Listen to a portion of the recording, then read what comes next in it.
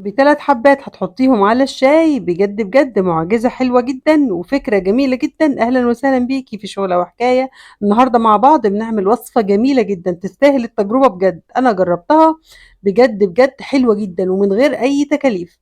طبعًا مع بعض بنعمل وصفة جميلة، وصفة سهلة جدًا وكمان بنحكي حكاية من الواقع، حكاية من الحقيقة، حكاية اجتماعية موجودة في بيوت كتيرة جدًا مننا، وبنعمل وصفة ممتازة جدًا، وصفات تحفيزية، وصفات تجميلية، ووصفات مطبخية، بنعمل حاجات حلوة جدًا.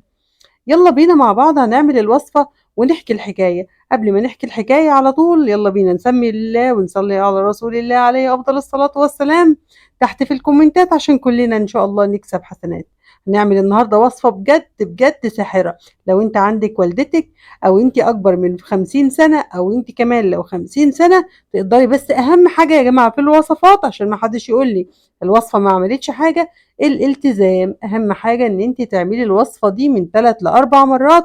كل أسبوع لو أنتِ عايزة نتيجة ممتازة جدًا، هتعملي الوصفة وسهلة جدًا، بسيطة وبأقل التكاليف ومن غير تكاليف يعتبر يعني. هندخل على الحكاية على طول، طبعًا النهارده راجل كبير في السن، يعني هنقول مثلًا 45 ل50 سنة. بيقول لي: "طبعًا أنا محتاج أتجوّز، زوجتك فين؟ أنا زوجتي موجودة معايا." طيب تمام، إيه الوضع؟ زوجتي ما بتدّينيش حقوقي الشرعية، دايمًا مخالفاني، دايمًا مناكفاني، دايمًا على طول ما فيش تفاهم بيننا. أنا راجل مسافر برّه مصر وراجل ما شاء الله مقتدر ومعايا ولدين وبنتين والظروف المادية ما شاء الله ممتازة، لكن باجيب لها كل حاجة، لكنها بترفض طلباتي حتى في الأجازة اللي أنا باجيها، ما بترضاش تدّيني حقوقي الشرعية وباحس إن هي ناشفة، باحس إن هي مش رومانسية، باحس حاجات كتيرة جدًا. طيب هاقول لك على حاجة، أنت ليه خلّفت منها الولاد دي كلّها؟ يعني أنا سألته برضه ليه خلّفت الولاد دي كلّها؟ معاك ولدين وبنتين ما شاء الله اللهم بارك، يعني أنت إزاي طالما هي فيها كل الصفات دي، أنت إزاي خلّفت منها الولاد دي كلّها؟ قال والله دي كانت ظروف وده كان نصيب وده كان قدر، لكن هي الموضوع بالنسبة لي بقى مُتعب نفسيًا جدًا، مش مريّحاني حتى في الكلام، باقعد أعمل لها بلوك بالشهر وال2 وال3 وآجي الأجازة جايب لها كل حاجة، جايب لها القمصان وجايب لها الدهب وجايب لها حاجات كتيرة جدًا، وطبعًا هي منكفاني، بادوّر على عروسة تانية وحاولي تساعديني إن أنا ألاقي عروسة، طبعًا كل إنسان مننا ليه عيوب، قال لي: "فاهم كل إنسان ليه عيوب، بس كل واحد بيحاول يتغاضى عشان الدنيا تمشي، يعني كل واحد بيحاول يحسّن من نَفْسه." كلمتها كتير وغلبت فيها، أهلي كلّهم واقفين ضدّي، يقولوا لي: "ممنوع تتجوّز، ما فيش حد عندنا اسمه يتجوّز على مراته." طيب أنا أمشي بقى في الحرام والّا أعمل إيه؟ بجد أنا تعبت منها، تعبت منها وما عُنتش عارف أعمل إيه. دبّروني ويعني واتصرّفوا كده معايا وشغّلوا دماغكم لإن أنا ما عُنتش قادرة أستحمل، أنا قاعد في بلد لوحدي وجِبتها، يعني أنا قُلت له برضه طَب أنت ليه ما حاولتش عشان أنت في بلد وهي في بلد، ليه ما حاولتش تقرّب منها وتجيبها تعيش معاك في نفس البلد اللي أنت قاعد فيها برّه مصر، علشان طبعًا يعني يكون في تفاهم أكتر، يكون في وِد أكتر، يكون في كده يعني تآلُف وكده.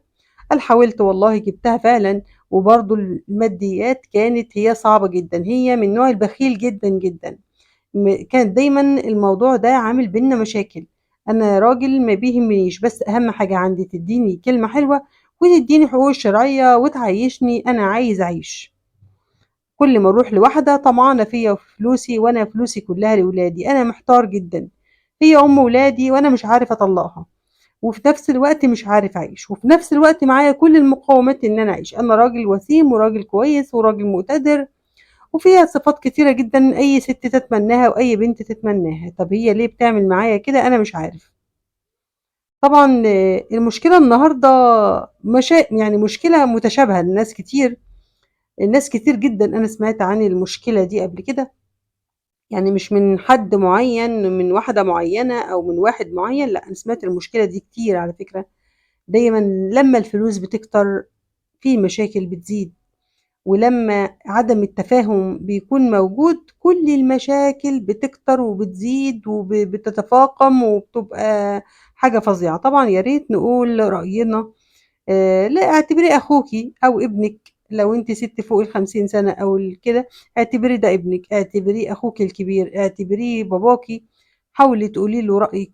يعمل إيه مع مراته بحيث إن حياته ترجع تاني زي الأول أو أحسن من الأول أو حتى يقدروا يتعايشوا مع بعض عشان خاطر ولادهم. هو صعبان عليه جدًا البنتين اللي معاه إن هو هيطلّق مامتهم وهُم يقعدوا من غير أم، بيقول لي: "هي دي الحاجة الوحيدة اللي كاسراني، لو أنا كان معايا 4 ولاد ما كانش هيهمني، لكن اللي كاسرني بنتيني، إزاي البنتين هيعيشوا من غير أم؟" طبعًا والله هو في النقطة دي أب حنين جدًا، طبعًا حسّيت من كلامه إن هو أب حنين جدًا، لكن هو برضه مُلام، هو إنسان وعايز يعيش، مش عارف يعمل إيه. طبعًا ربنا يهدي له حاله يا رب اللهم آمين. نرجع بقى للوصفة ويا ريت ما تنسوهوش بcomment حلو منكم جبر خاطر طبعًا، ورأيكم في المشكلة، ولو مرّت عليكم المشكلة دي أو سمعتوها يا ريت إيه اللي حصل يعني تدّوا له رأيكم برضه في اللي حصل أو يكون عندكم خلفية بالإجابة، يا ريت تدّوا له رأيكم في الكومنتات وتعرّفونا بتتابعونا من أي مكان، طبعًا أهلًا وسهلًا بيكم أينما كنتم ومن أي مكان. نرجع بقى للوصفة السحرية دي، معانا معلقتين من الشاي، ومعانا مَيّة سخنة، ومعايا معلقة من القرنفل، وكمان معانا بس ممنوع سكر طبعًا، ومعانا طبعًا نوى البلح الخطير، طبعًا إحنا عارفين البلح وفوايد البلح والتمر وفوايد التمر، عارفين طبعًا كل المسميات دي، ونوى البلح عايزة أقول لكم فيه فوايد غير طبيعية. طبعًا نزلنا على المكونات كلّها، وكمان ما تنسيش نُص الليمونة، أهم حاجة نُص الليمونة، لها عامل كبير جدًا، ننزل عليهم بالمَيّة السخنة وأهم حاجة نغطّيهم كويس جدًا، وبعد ما تفوت ساعة إلّا ربع كده أو نُص ساعة طبعًا إحنا غاليين المَيّة، تكون المَيّة مغلية جدًا، جدًا كويس، سخنة جدًا يعني، وننزل بيها على المكونات ونغطّيها عشان طبعًا الزيوت المتطايرة، وكمان تفضل محتفظة بكل الفوايد بتاعتها. طبعًا زي ما أنتم شايفين كده صفّيتها كمان، صفّيت المكونات بتاعتنا الجميلة. عايزة أقول لكم النهارده بنعمل إيه، إحنا بنعمل سحر للشعر. طبعًا لو أنتِ فوق ال50 أو ال40 أو أي سِن أو إحنا كمان كشباب والله شعرنا بيتساقط، طبعًا من كتر البروتينات والكيماويات اللي إحنا والصبغات والحاجات دي، طبعًا ده هترجّع الشعر تاني، هتطوّل الشعر، لو عندِك منابت، المنابت اللي قدّام في الشعر دي كلّها الشعر راح منها، استمري بس على الوصفة دي، لازم تغلّفي كل البصيلات بتاعة الشعر طبعًا بعد ما تكون دافية، تكوني غاسلة شعرِك كويس جدًا، وتدلّكي الشعر وتسيبيه المكونات دي على الشعر لمدة ساعة 3 أو 4 مرات في الأسبوع لمدة شهر وهتشوفي النتيجة، النتيجة ممتازة جدًا، المكونات دي كلّها سحرية. طبعًا القدماء المصريين كانوا بيعتمدوا في الوصفات الشعر بالذات على المكونات الطبيعية والوصفات الطبيعية والخلطات الطبيعية، بس أهم حاجة تستمري وهتلاقي النتيجة إن شاء الله، وهتدعي لنا دعوة حلوة في الكومنتات، بجد، بجد إن شاء الله هاستناكم ودعواتكم، وإلى اللقاء في فيديوهات كتيرة مع بعض إن شاء الله.